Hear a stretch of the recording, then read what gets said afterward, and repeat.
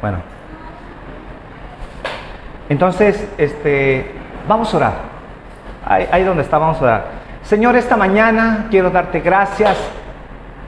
Gracias por este día que tú nos has dado, Señor.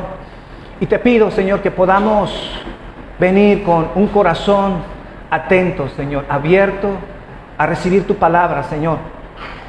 También entiendo, Señor, que han sido tiempos calurosos, tiempos complicados, Señor. Pero también te pido, Señor, que ni aún el calor, Señor, sea un distractor en nuestras vidas. Señor, que podamos superar todo esto, Señor, y que nuestra mente, Señor, pueda concentrarse en tu palabra, Señor. Enséñanos, Señor, cómo adorarte. Enséñanos cómo esta iglesia tiene que ser transformada, Señor, para tener ese corazón conforme al tuyo, Señor. Que esta mañana, Señor, tu palabra, Señor, sea predicada. Que tu palabra sea exaltada, Señor. Y tú seas honrado, Padre, a través de esta enseñanza, Señor. Te damos gracias en el nombre de Jesús, Señor. Entonces, cada vez que venimos los domingos a la reunión, debemos de saber a qué venimos cada domingo. ¿Cuál es la centralidad de nuestro objetivo cada vez que venimos aquí? Y obviamente, lo que venimos a hacer aquí es adorar a nuestro Dios. Dios es el objeto de nuestra adoración. Y si nosotros venimos con esa mentalidad de saber a qué venimos, entonces difícilmente nos vamos a extraviar. Y aunque parece fácil lo que le estoy diciendo, no siempre venimos con esa mentalidad. Tal vez venimos inclusive protestando porque quisiéramos a veces estar en la casa. Y a veces es complicado esa situación. Pero hay que entender a qué venimos. Y a través de esta enseñanza, de esta mañana, aprenderemos cómo tener una adoración balanceada. Es decir, que tenemos que tomar decisiones a la hora de adorar y no caer en los extremos. Entonces, vamos a ver esta mañana dos tensiones. Aunque vamos a ver más la semana que viene, pero hoy solamente vamos a ver dos. La primera tensión de ellas es la tensión entre la solemnidad y el gozo. Cuando venimos los domingos, ¿qué tan alegres? ¿Qué tan contentos? ¿De qué manera podemos expresar nuestro gozo? De tal manera que no caigamos en la irreverencia. Entonces, si tenemos gozo y venimos a adorar al Señor, mi pregunta sería, ¿se vale todo? ¿Podemos desbordar nuestros sentimientos, lo que sentimos? ¿Expresar nuestras emociones sin límite? ¿Hasta dónde entonces la Biblia nos dice que podemos expresar nuestro gozo de tal manera que no perdamos el respeto hacia Dios? Entonces encontramos que dentro de la iglesia tenemos la tensión entre la solemnidad y el gozo. ¿Hasta dónde podemos expresar ese gozo y hasta dónde, al otro extremo, debemos ser solemnes? Entonces, vayan conmigo al libro de Deuteronomios, capítulo 28. Y vamos a ver en este punto qué tanto debemos de expresar nuestro gozo y alegría y hasta dónde debemos demostrar nuestra alegría de tal manera que no perdamos el respeto a Dios, porque pareciera hoy en día que todo se vale. Y vamos a ver que no es así. Dice Deuteronomios, capítulo 28, versículo 47. ¿De qué está hablando este capítulo 28? Si ustedes leen todo el capítulo 28, está hablando de las bendiciones y de las maldiciones que Dios está proclamando hacia el pueblo de Israel. ¿Y cuál es el punto de las bendiciones y de las maldiciones? Bendiciones si el pueblo de Israel está dispuesto a escuchar y hacer la voluntad de Dios. Y entonces expresa los primeros capítulos todas las bendiciones que Dios va a derramar sobre el pueblo de Israel si el pueblo decide seguir a Dios y obedecer a Dios. Pero después les advierte al pueblo de todas las maldiciones si el pueblo decide no obedecer. Ese es el contexto del capítulo 28. Y ya en el versículo 47 y versículo 48, que es lo que vamos a leer, aquí está hablando ya parte de las maldiciones. Si el pueblo decide no obedecer, ir a adorar a dioses ajenos. Pero quiero enfatizar muy en particular lo que dice aquí, versículo 47. Dice, por cuanto no serviste al Señor tu Dios con alegría y con gozo de corazón, cuando tenías las abundancias de todas las cosas, por tanto servirás a tus enemigos, los cuales el Señor enviará contra ti en hambre, en sed, en desnudez y en escasez de todas las cosas. Él pondrá yugo de hierro sobre tu cuello hasta que te haya destruido. Pero lo que quiero resaltar aquí es que les está diciendo, les está exhortando la manera en que Dios quiere que el pueblo de Dios le sirva. Y aquí dice que Él está esperando que ese servicio debe ser con alegría y con gozo. Y cuando hablamos de servir al Señor, obviamente está implicando nuestra manera de acercarnos a Dios. Cómo le adoramos. Y dice Dios, bueno, si ustedes vienen conmigo y ustedes deciden servirme, lo tienen que hacer con gozo y con alegría. Con gozo y con alegría. Pero más adelante, en el versículo 58 del mismo capítulo, en ese mismo capítulo también describen que hay que servirle con temor y reverencia. En el mismo capítulo, versículo 58 y versículo 59. Y dice el versículo 58, si no cuidas de poner en práctica todas las palabras de esta ley que están escritas en este libro, dice, temiendo este nombre glorioso y temible, el Señor tu Dios, entonces el Señor hará horribles tus plagas y las plagas de tus descendientes, plagas severas y duraderas y enfermedades perniciosas y crónicas. Entonces Dios está esperando que le sirvamos, de acuerdo a este pasaje, con gozo y alegría de corazón, pero al mismo tiempo temiendo a nuestro Señor. Es decir, nosotros no podemos escoger entre servirle con gozo o servirle con temor. Ambas cosas deben estar presentes en nuestra adoración. Una forma de expresar esta tensión en forma teológica, que si le servimos con gozo y alegría o si le servimos con reverencia, otra forma de expresarlo teológicamente es que existe una tensión entre la trascendencia de Dios y la inmanencia de Dios. Que tal vez hace poco hablé un poquito de esto. Cuando la Biblia habla de la trascendencia, estamos hablando de lo grande que es Dios. Que cuando hablamos de Dios, Dios no puede ser descrito con las cosas hechas, porque Dios es por encima de las cosas hechas. Dios es superior a esas cosas. Y tenemos un Dios que es totalmente diferente a nosotros. Él es sublime, Él es grande. Cuando hablamos de esta parte de Dios, de su trascendencia, estamos hablando que Dios es un Dios fuera de serie. Dios es un Dios fuera de serie. Pero al mismo tiempo adoramos a un Dios inmanente. ¿Y qué queremos decir cuando decimos que adoramos a un Dios inmanente? Que es un Dios que Él quiso estar cercano a su creación. La Biblia dice que Él sigue sosteniendo a este mundo con la palabra de su poder. Que Él quiso estar cerca de su creación y Él sigue interviniendo. Que así como tenemos un Dios trascendente, grande, glorioso, que no se puede comparar a nada, también tenemos un Dios cercano a nuestras vidas. ¿Cómo es una manera palpable de entender que Dios es tan cercano a nosotros? Bueno, dice la Biblia que Jesús, siendo Dios,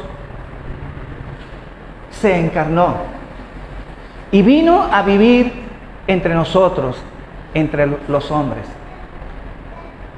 Yo les pregunto esta mañana, ¿qué Dios hay que baje y habite entre los seres mortales de tal manera que esté con ellos. Que mostró Jesús estar cerca de su pueblo, amándolo, protegiéndolo como la niña de sus ojos. A eso hablamos de ese Dios que tenemos tan cercano. Ese es un Dios inmanente, que está entre nosotros, que Dios no es como los otros dioses lejanos, que es separado de sus adoradores, que aunque sabemos que son dioses falsos, pero este Dios verdadero decide habitar entre nosotros. Y que dice que siendo Dios se hizo hombre. Y no solamente se hizo hombre, sino se humilló a sí mismo para ser servidor de nosotros. Cuando hablamos de esa cercanía de Dios, estamos hablando de su inmanencia. Entonces, se requiere tener entonces un balance entre su trascendencia y su inmanencia.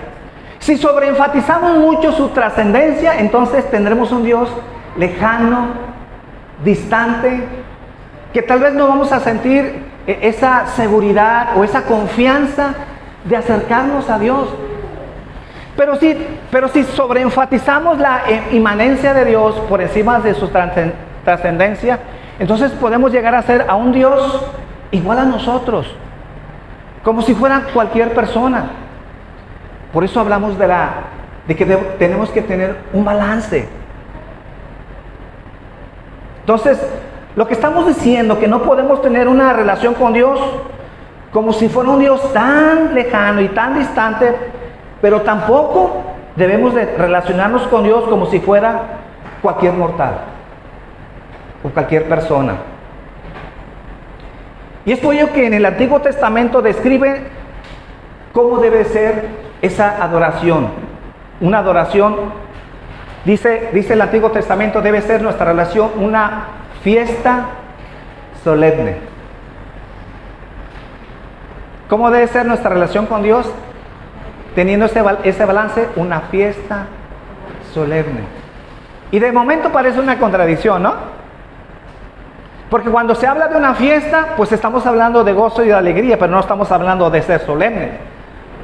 Pero si hablamos de tener una adoración solemne, no estamos hablando de una fiesta. Gracias. Sino precisamente estamos hablando de tener ese respeto, de tener esa reverencia. Pero la Biblia nos enseña que no podemos escoger entre una y otra. Las dos tienen que ir incluidas en nuestra adoración. ¿Y cómo debe ser entonces nuestra adoración? Así como lo estamos describiendo, una fiesta solemne. Tenemos que tener un balance. Entonces, los cristianos siempre debemos de acercarnos a Dios con temor y reverencia, porque Él es digno de ser temido.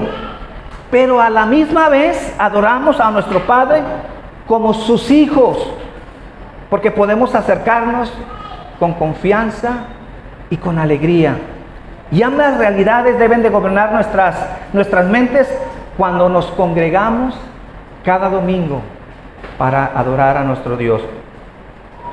Y yo sé que la mayoría de los cristianos se nos enseña a adorar con gozo y con alegría, pero a veces muy poco se nos enseña a adorar con solemnidad. Y nos enseña esta parte en el Nuevo Testamento, cómo debemos de tener gozo y alegría, pero a la misma vez tenemos que tener un serio respeto por nuestro Dios. Y vamos a ver aquí, si quieren acompañarme al libro de Hebreos, capítulo 12. En este pasaje nos enseña un contraste de la experiencia que tuvieron en el monte Sinaí, cuando Dios les estaba dando los 10 mandamientos, con la experiencia que nosotros tenemos cuando venimos a adorar cada domingo. Aquí Hebreos capítulo 12 hace un contraste de lo que sucedió en el monte Sinaí y cuál fue su experiencia de ese pueblo a la experiencia que nosotros debemos tener cada vez que venimos a la congregación a adorar. Y dice Hebreos capítulo 12, versículo 18. Porque no os habéis acercado a un monte que se puede tocar, ni a un fuego ardiente, ni a tinieblas, ni a oscuridad, ni a torbellino, ni a sonido de trompetas, ni a ruido de palabras, tal que los que oyeron rogaron que no se les hablase más. Porque aún no podían soportar el mandamiento. Si aún una bestia toca el monte, será apedreada. Dios advirtiendo en ese entonces, ni los animales, ni los seres humanos podían subir al monte, ni siquiera podían tocarlo. Porque si llegaban a tocar tan solo ese monte, entonces decía Dios, ese ser, aun sea animal, iba a morir. Entonces, lo que está hablando aquí Hebreos es que el monte Sinaí solamente era un preámbulo de la verdadera presencia de Dios. Lo que estaba experimentando el pueblo de Israel en el monte Sinaí solamente eran eventos físicos. Dice que el monte humeaba, había una espesa nube, había un sonido como de trompetas fuerte. Dice que el monte humeaba de tal manera que cuando vieron eso el pueblo de Israel tuvieron miedo, y fue tal la experiencia que ellos tuvieron con ese monte Sinaí, que aún Moisés que estaba con Dios, dice que tuvo miedo y tuvo temor. ¿Y qué fue lo que expresó Moisés?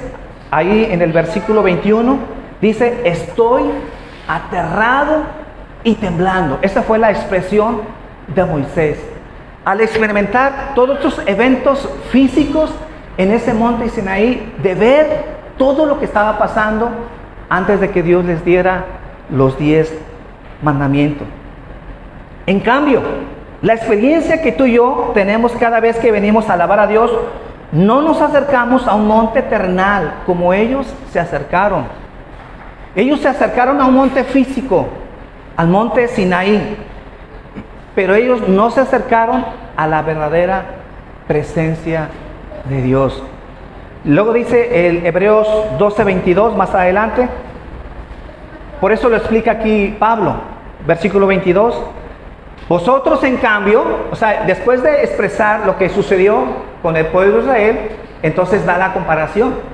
Vosotros en cambio os habéis acercado al monte Sión y a la ciudad del Dios vivo, la Jerusalén celestial y admirada de ángeles, a la asamblea general e iglesia de los primogénitos que están inscritos en los cielos, y al Dios, el juez de todos, y a los espíritus de los judíos justos hechos ya perfectos, y a Jesús, el mediador del nuevo pacto, y a la sangre rociada que habla mejor que la sangre de Abel. Entonces, es decir, lo que estaba aquí expresando Pablo, la realidad que ahora nosotros experimentamos es más gloriosa que lo que ellos experimentaron en el monte Sinaí. Y eso debe llevarnos, esa es la explicación que nos quiere dar Pablo, a una mayor reverencia. Si ellos tuvieron una experiencia física y no era la gloria de Dios, y mostraron reverencia, Pablo dice, ¿cuánto más nosotros que nos hemos acercado a la verdadera Jerusalén, al Dios vivo, que cada domingo cuando venimos, estas mañanas, en realidad experimentamos la gloria de Dios? Y si el pueblo de Israel mostró reverencia y temor por ese monte, dice Pablo, ¿cuánto más nosotros que venimos a una realidad, que no estamos adorando un monte o acercándonos a un monte, sino nos hemos acercado a la presencia de Dios? ¿Cuánto más nosotros debemos mostrar reverencia a nuestro Dios? Por eso dice más adelante, versículo 28 y 29, por lo cual, la conclusión de esta comparación, dice, por lo cual, puesto que recibimos un reino que es inconmovible, demostremos gratitud, mediante la cual ofrezcamos a Dios un servicio aceptable, dice, con temor y reverencia. Debemos de venir con gozo y alegría, sí, pero a la misma vez con temor y alegría. Nuestra adoración ahora debe de contener un mayor temor y una mayor reverencia que la que mostraron el pueblo de Israel. ¿Y por qué debe ser así? Porque ahora nosotros tenemos más entendimiento y más conocimiento. Cuando el pueblo de Israel se acercó al monte Sinaí, en realidad no tenían todo el entendimiento del evangelio. Ellos entendían que cuando cometían pecado, ellos podían ofrecer sacrificios y de esa manera cubrir sus pecados. Pero ahora nosotros entendemos que por muchos sacrificios que nosotros hagamos y aún nos portemos bien, nosotros no podemos pagar nuestro pecado. Y ahora entendemos que lo que Cristo vino a hacer por nosotros, limpiar nuestros pecados con su sangre preciosa, tenemos ese entendimiento que no somos merecedores de su gloria. Y que gracias a lo que Cristo hizo en la cruz, entonces nosotros podemos encontrar salvación. Por eso, mis hermanos, debido a ese entendimiento, como explicamos la semana pasada, a ese evangelio, tenemos que responder de esa manera, a ese entendimiento. Que podemos adorar con gozo y alegría, pero a la misma vez con reverencia, con mucha reverencia en nuestras vidas. Entonces, y a causa de ese conocimiento debemos de entonces expresar una mayor reverencia. Entonces, la adoración es solemne porque adoramos a un Dios que es fuego consumidor, y es una fiesta porque siendo merecedores del infierno, Él nos perdonó. Entonces nuestra adoración los domingos debe ser una fiesta solemne, es decir, no caer en los extremos. No es un reventón, no es una pachanga, pero tampoco es un funeral. Debemos de guardar el equilibrio. Otra tensión, la segunda tensión que vamos a ver esta mañana, la segunda tensión que debemos de manejar es entre la carga emocional y la carga intelectual. La carga emocional y la carga intelectual.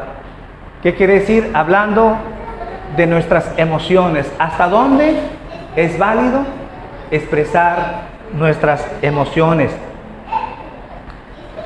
Como una premisa que debemos de hablar esta mañana, toda experiencia espiritual debe de empezar en la mente. Aquí yo tengo. Ok. Gracias.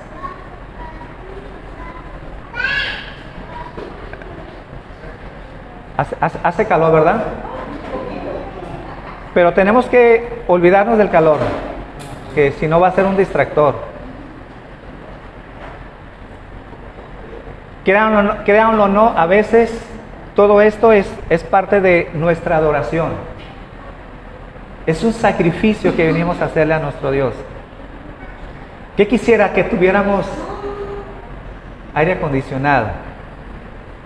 Pero en verdad yo les digo, yo trato de apurarle, pero ustedes ayúdenme con eso. No, si van a sudar y van a salir empapados, no importa. Pero echémosle ganas. Entonces decía que toda experiencia espiritual debe comenzar con la mente. Para que nuestra adoración, mis hermanos, sea genuina, o cualquier experiencia espiritual debe estar enraizada en la verdad. Debe ser una respuesta del creyente a la verdad de Dios revelada en su palabra. ¿Y por qué decimos esto? La verdad solo es asimilada con la mente, no con las emociones. Repito, la verdad solo es asimilada con nuestra mente y no con nuestras emociones. Entonces, hablaban de un testimonio de un hermano que decía que cuando venimos a la iglesia nos quitamos el sombrero, pero no la cabeza. Porque a la iglesia venimos a pensar. A la iglesia venimos a aprender de su verdad. Venimos a usar la cabeza. Porque cuando a alguien no le gusta razonar, cuando a alguien no le gusta usar su cabeza, entonces las predicaciones que tocan sus emociones son las que les gustan más, porque son personas muy emotivas. Pero no les gusta aquellas predicaciones que les hace pensar. Entonces, la verdadera adoración del creyente surge como una respuesta a la verdad de Dios. Recordemos lo que Jesús le dijo a la mujer samaritana, Juan 4:23. Juan 4:23 dice: pero la hora viene y ahora es cuando los verdaderos adoradores adorarán al Padre en espíritu y en verdad, porque ciertamente a los tales el Padre busca que le adoren. ¿Las emociones deben estar involucradas en nuestra adoración? Sí. Pero estas deben ser gobernadas por la verdad. ¿Cuál es el balance? ¿Cuál es la tensión que tenemos dentro de la iglesia? Que debemos de expresar nuestras emociones, pero a la misma vez debemos de usar nuestra mente, nuestra cabeza. Y como un principio para tener un balance es que las emociones deben ser dirigidas o gobernadas por la verdad que nos enseña la palabra de Dios. Entonces, aunque las emociones deben estar involucradas en la adoración, estas siempre deben de estar subordinadas a la verdad de Dios. La adoración gira alrededor de la verdad de Dios, y a mayor entendimiento de esa verdad, mayor capacidad tendremos para adorar. Es decir, mi hermano, entre menos desconozcas la verdad de Dios, si tú eres una persona que no te gusta leer la palabra de Dios, tu adoración va a ser menos verdadera, por decirlo de una manera. A mayor conocimiento, mejor adoración. Entonces, si quieres experimentar una mayor profundidad, entonces debes tener un mayor entendimiento, más profundo. Un entendimiento de la palabra de Dios. Por eso, mis hermanos, lo primero que debemos de evaluar en una iglesia, cada vez que vamos a una iglesia, o si nos queremos cambiar de iglesia, o queremos congregarnos en una iglesia, lo primero que debemos de evaluar en esa iglesia es la centralidad de la verdad que se enseña en esa iglesia. La verdad debe ser el fundamento de todo lo que hacemos. Solo se tendrá una adoración en espíritu y en verdad, como Jesús le dijo a la mujer samaritana, en la medida que en esa iglesia se enseñe la verdad. Por ejemplo, cuando cantamos himnos, cuando cantamos coros o cualquier canto como esta mañana, obviamente es muy importante que tenga forma, que rime, su melodía, su ritmo, su forma, su calidad poética. Todo esto es muy importante, que ayudan cuando venimos a adorar al Señor. Obviamente debe haber armonía con los instrumentos. Por eso los chavos de la alabanza vienen y ensayan. Porque todo lo que vienen ellos a hacer, todo es el complemento de nuestra adoración. Pero el estándar final para evaluar un buen canto es la verdad que posee ese canto. ¿Cómo definimos una buena adoración? ¿Cómo definimos una buena alabanza? ¿Cómo decimos que esa iglesia en verdad está adorando en espíritu y en verdad? Cuando ese canto tiene en su letra la centralidad de la palabra de Dios.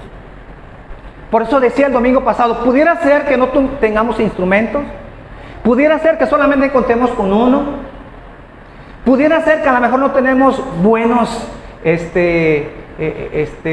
músicos, que tal vez no son profesionales, o que tal vez no tengamos buenos cantantes, que sí los hay. Pero eso no es lo más importante. Lo más importante es lo que estamos cantando. ¿Y por qué es lo más importante? Porque lo que importa es la centralidad de la verdad que se está proclamando. No solamente cuando yo estoy predicando cada domingo, sino lo que estamos cantando cada vez que venimos aquí a adorar a nuestro Dios.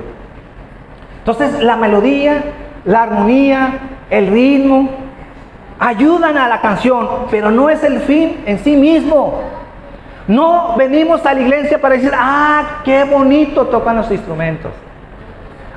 Qué bonitas voces. Oh, wow, es lo más hermoso que estamos ahí cada domingo. O tal vez que la letra sea pegajosa, ¿verdad? Porque hay letras muy, muy pegajosas. ¡Qué canción! Se me quedó tan grabada porque es tan pegajosa. Mis hermanos, lo más importante es que estamos proclamando una verdad. Y esa verdad me está transformando y me está acercando más a Dios. ¿De qué sirve estar levantando nuestras manos emocionados por un canto? Porque tenemos buenos músicos, porque tenemos buenos instrumentos, pero en realidad no estamos adorando al Señor, porque no estamos cantando la verdad de Dios. Pudiera ser, mis hermanos, que aún cantemos, como ha pasado muchas veces, cantos que no tienen que ser ni siquiera heréticos o malos, que no tienen que decir, que no necesariamente dicen cosas malas, pero hay tantos cantos que se cantan en la iglesia que no proclaman la verdad de Dios, aunque no sean heréticos. No están transformando nuestras vidas y no nos están enseñando nada.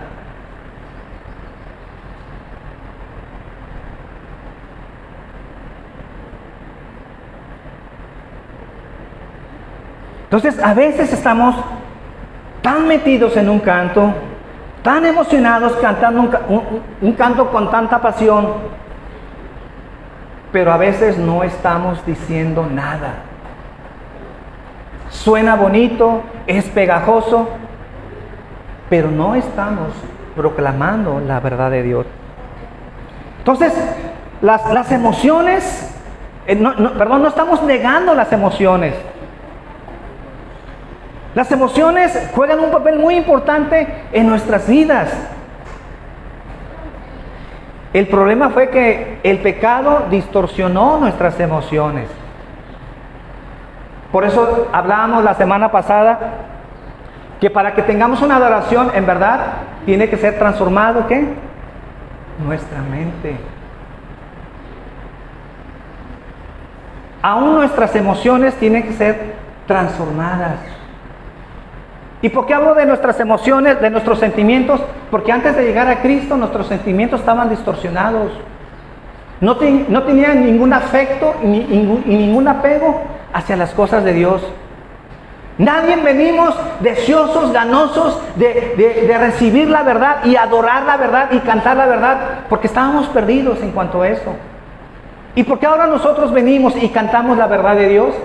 Porque hemos sido cambiados y hemos sido transformados. Dios cambió nuestra mente, Dios cambió nuestro corazón, pero también Dios cambió nuestra mente, nuestra manera de pensar.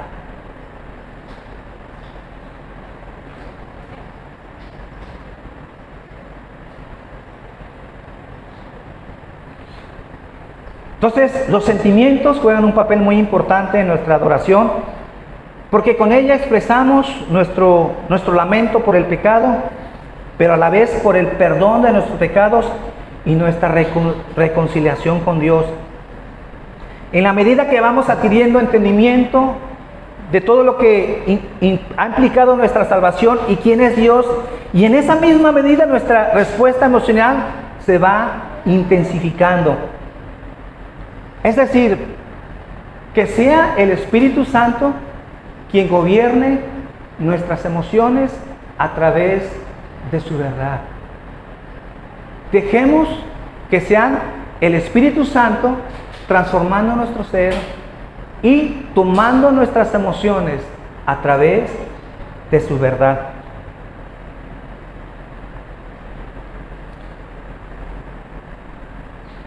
Ahora, ¿qué es algo que está sucediendo hoy en día con las iglesias? Hay un problema que se le ha denominado el emocionalismo. ¿Y qué queremos decir cuando hablamos del emocionalismo? El emocionalismo no es igual que las emociones. Cuando hablamos de emocionalismo estamos hablando de que las personas reaccionan a cosas externas, que son manipuladas, que tienen una intención de que las personas puedan actuar de ciertas maneras. Hablar de emocionalismo, estamos hablando de que alguien quiere controlar nuestro ser, que alguien quiere controlar nuestras emociones. Por eso a veces vemos dentro de las iglesias las manifestaciones del Espíritu Santo, o la manera de cantar o la manera de adorar de una manera desbordada, de una manera desmedida. De tal manera que vemos que todo lo que se haga en el nombre de Dios es válido. No importa si nos revolcamos, si nos movemos frenéticamente, si nos revolcamos en el suelo, todo es para la gloria de Dios. Y entonces creemos que eso es lo correcto, que esa es la verdad, y que entonces nuestras emociones pueden ser movidas a como sean, cuando en realidad eso no enseña las Escrituras.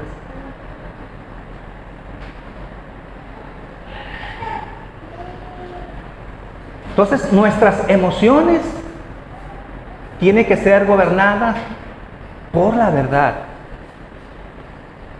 Por ejemplo, ¿qué pasa cuando alguien está tan enamorado de una persona y todas las demás gentes ven que es una persona que no le conviene? Que la mamá, que el pastor, que el papá, que el amigo, que el hermano, que el pastor le dice, ¿sabes qué? Te estás enamorando de una persona que ni siquiera ama a Dios. Pero esta persona, por sus emociones, no ve la verdad. Y está tan clavado, tan fijo en sus sentimientos, que lo único que importa es lo que siente. Y es lo mismo que pasa con el cristiano, cuando a veces está tan emocionado, que a través de sus emociones valida todo lo que se hace en la iglesia. No importa si no se está proclamando la verdad. Si siento bonito, está bien. Porque si no siento nada, entonces no está bien. ¿Cómo a veces se evalúa la verdad dentro de la iglesia? Mucha gente que viene a recibir la palabra del Señor se va de la iglesia diciendo que una predicación estuvo buena o estuvo mala de acuerdo a lo que le hizo sentir. ¿Sabes qué? Estuvo tan buena la predicación. ¿Y por qué estuvo buena? Es que me hizo llorar. Es que tocó tanto mis emociones que wow, me sentí increíblemente. Pero a veces nuestras emociones no evalúan si ese predicador o esa enseñanza está predicando la verdad. Y a veces sucede con la conversión. Hay gente que se convierte por los sentimientos, que viene a la iglesia y está llorando porque siente bonito, pero en realidad no se está convirtiendo en nada. Porque son personas que creen que porque recibieron a Jesús en su corazón, entonces ya han sido transformados, porque esa experiencia que tuvieron fue tan emocional, tan emotiva, que en verdad Dios hizo un cambio, pero sus vidas siguen igual. Vienen a la iglesia y no vemos ningún cambio. No hay ninguna transformación. No vemos que están en un proceso de santificación. Pero la emoción evaluó que eso fue verdad, por lo que sintieron. Mis hermanos, la verdad de Dios no se evalúa por los sentimientos, sino se evalúa con la cabeza. ¿Y por qué con la cabeza? Porque solamente la mente puede evaluar la verdad o la mentira.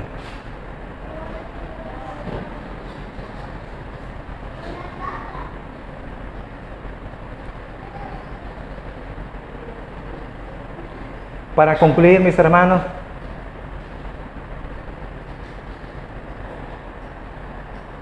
conclusión a todo esto, no es malo querer sentir o experimentar una sensación agradable en nuestro ser, pero estas deben ser reguladas por la razón, es decir, por la palabra de Dios. Una adoración, claro que debe de contener corazón, sentimientos, pues de lo contrario ya no sería adoración.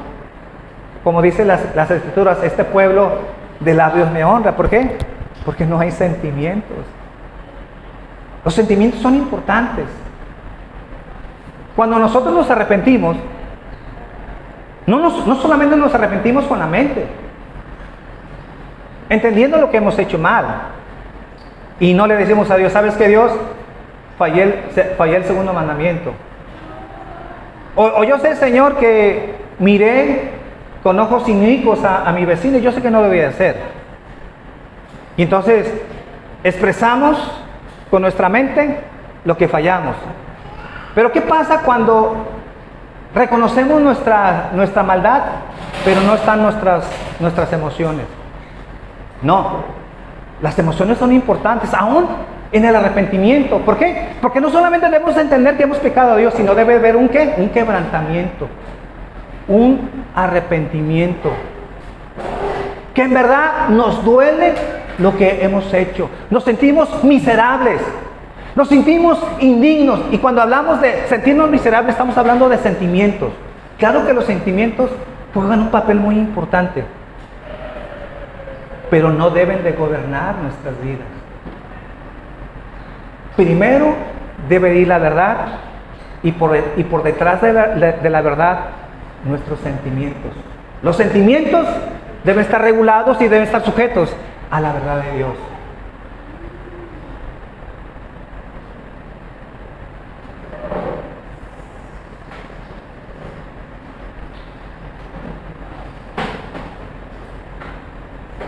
Vamos a ponernos de pie, por favor.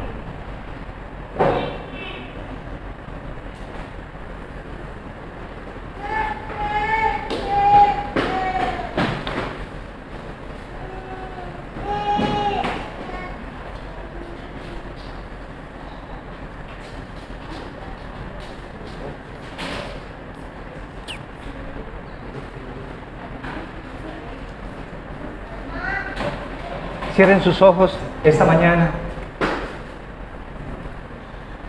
Yo quiero que podamos reflexionar un poco sobre esto que hemos hablado.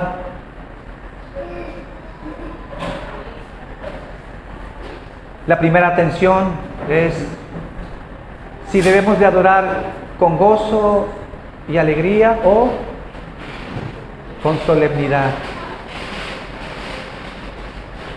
Aprendimos que no podemos escoger entre ellas dos. Las dos deben de incluir nuestra adoración. Deben de contener gozo y alegría. Aunque sabemos que es un Dios temible, un Dios santo, nos podemos acercar a Él. Porque aunque somos merecedores del infierno, nos ha hecho sus hijos. Y podemos llamarle Padre.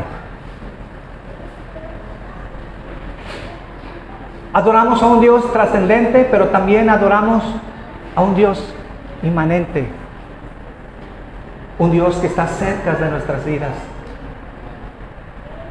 Señor, que esta mañana aprendamos, Señor, que esta mañana aprendamos, Señor, a adorarte, Señor, y tener un balance entre nuestras emociones y entre la verdad, Señor. También no podemos escoger entre una y la otra. Debemos de caminar con un balance, Señor.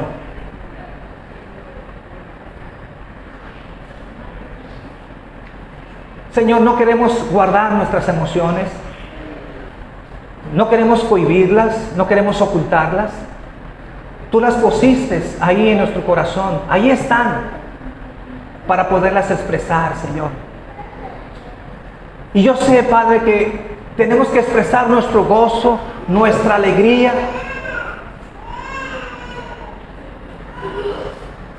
Pero esta, Señor, debe estar regulada por tu verdad, Señor. Que esta iglesia, Señor, podamos aprender a adorarte en espíritu y en verdad, Señor.